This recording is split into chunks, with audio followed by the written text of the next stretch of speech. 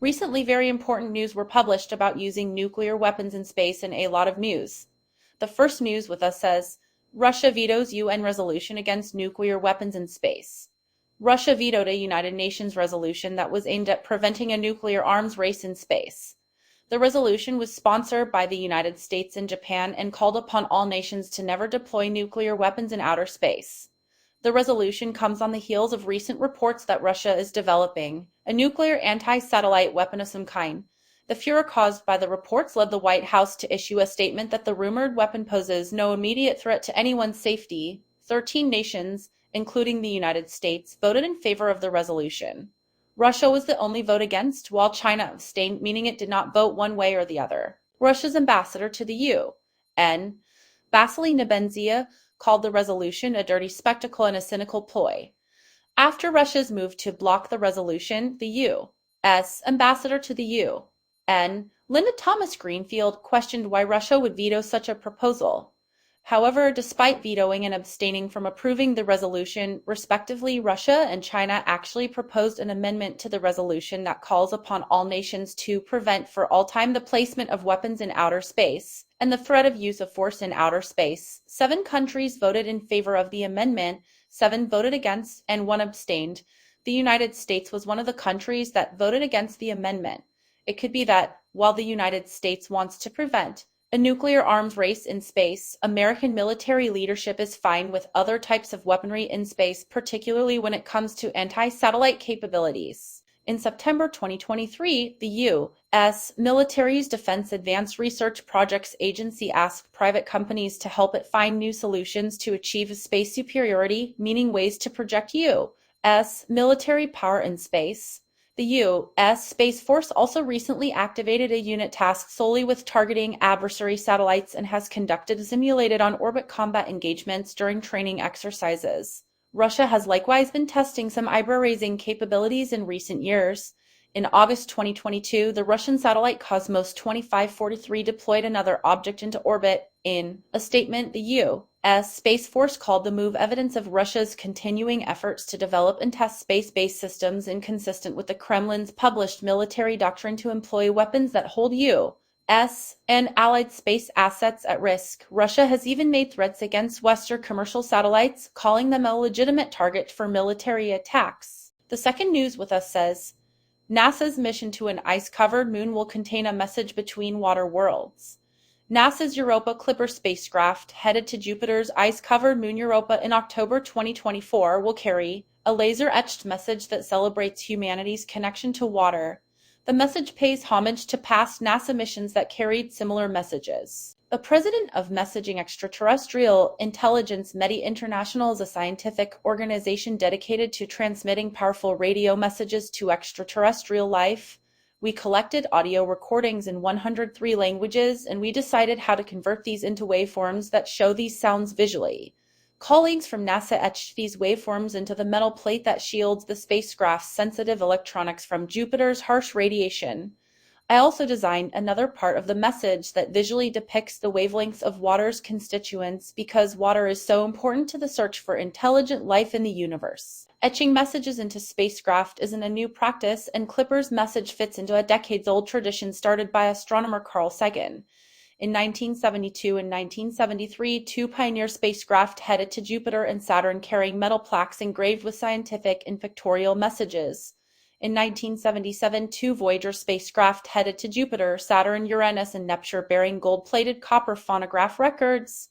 These records contain tutorials in mathematics and chemistry, as well as music, photos, and sounds of Earth and greetings in 55 languages. As water is essential for life on Earth, searching for its presence elsewhere has been key to many NASA missions.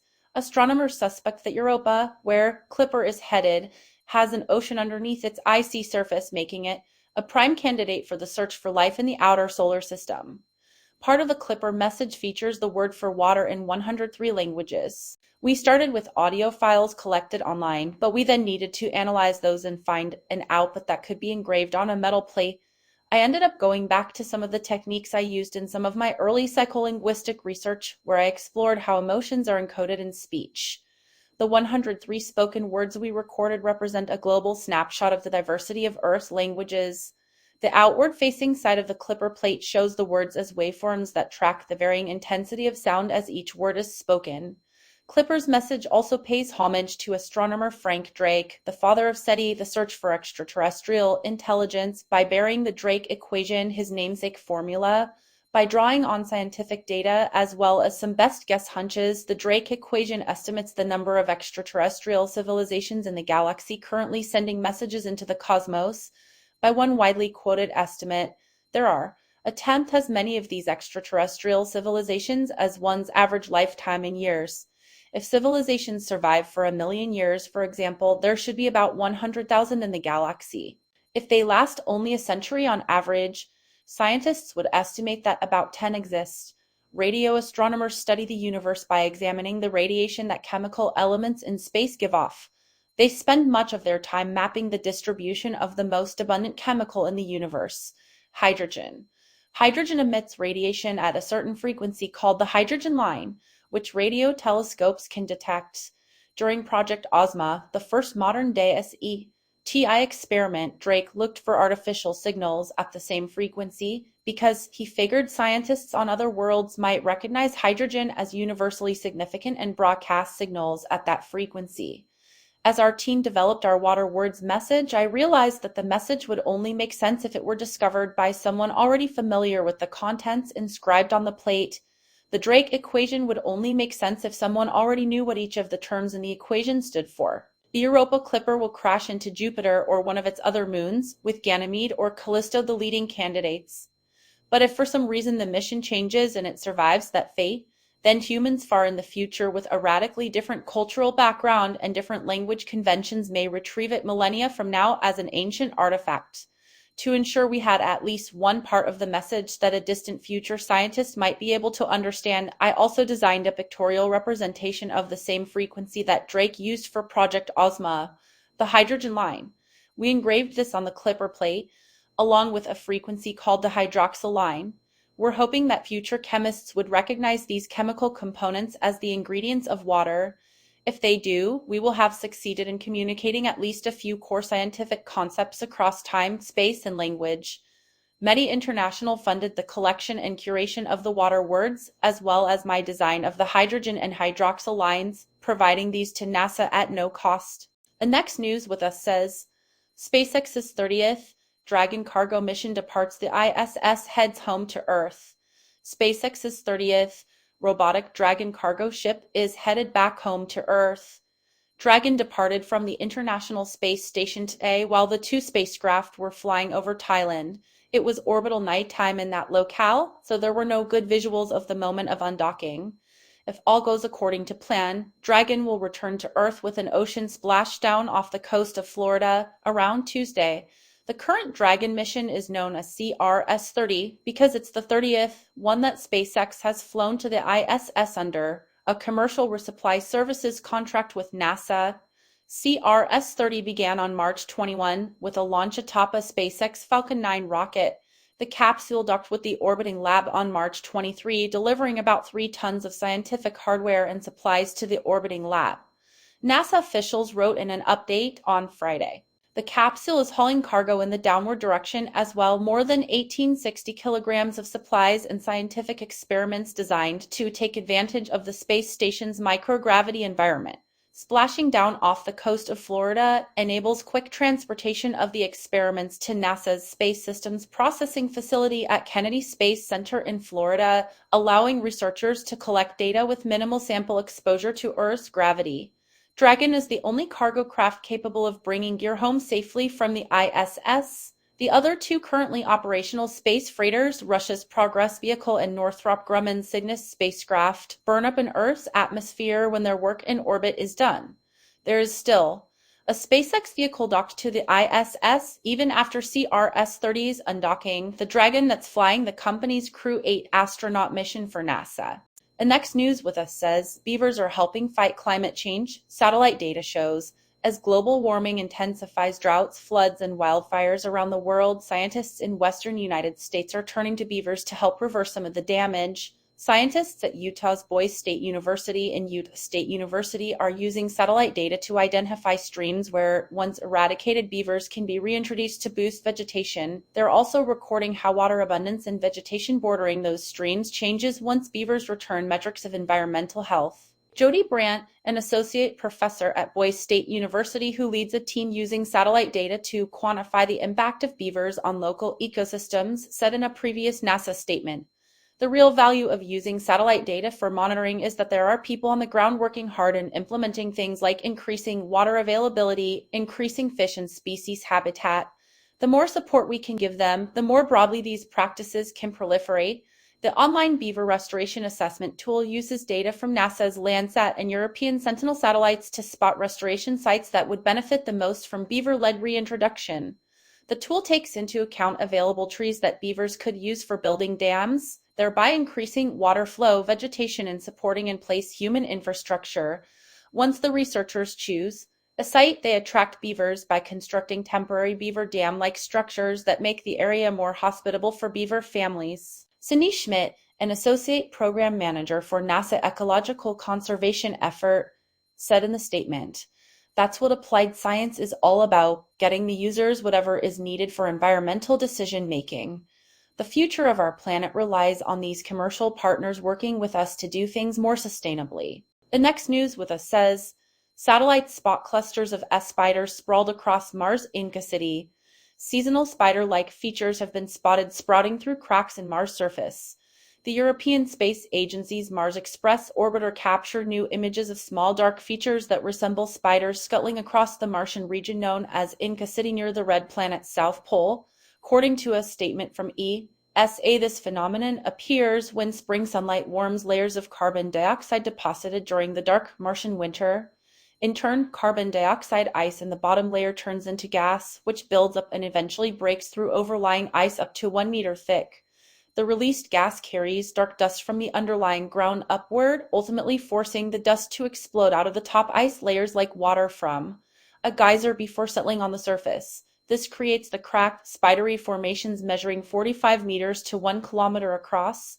Mars' Inca City, formerly known as Angustus Labyrinthus, exhibits a linear, almost geometric network of ridges like the Inca ruins on Earth. It is part of a circular feature approximately 86 km wide, suggesting it may be an impact crater with ridges formed by lava rising through the fractured Martian crust and eroding over time.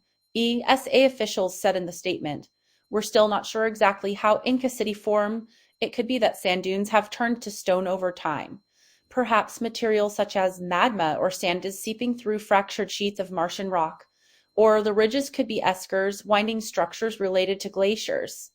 The most recent images of Inca City were taken by Mars Express high-resolution stereo camera on Feb 27, 2024 during the autumn season on Mars. The Cassie instrument aboard ESA's ExoMars Trace gas orbiter previously documented the same spider-like features near Mars' south pole on Oct. 4, 2020. The next Martian spring equinox will be on November 12, 2024. The last news with us says, NASA begins delivering first Artemis Moon trees to be planted across the United States. The first woman slated to launch to the moon has delivered one of the first trees grown from seeds recently flown there. NASA astronaut Christina Koch presented a loblolly pine moon tree sapling to her home state of North Carolina on April 24. The tree began as one of more than 1,000 seeds that were flown around the moon on NASA's uncrewed Artemis 1 mission in 2022. In addition to the loblolly pines, which are native to North Carolina, the Orion spacecraft that flew on Artemis 1 also carried sycamore, Sweetgum, Douglas fir, and giant sequoia seeds on its 435,000 kilometers, 25-day journey. Back on Earth, the U.S. Department of Agriculture's Forest Service oversaw that the seeds germinated and grew into seedlings for their distribution as Artemis Moon trees.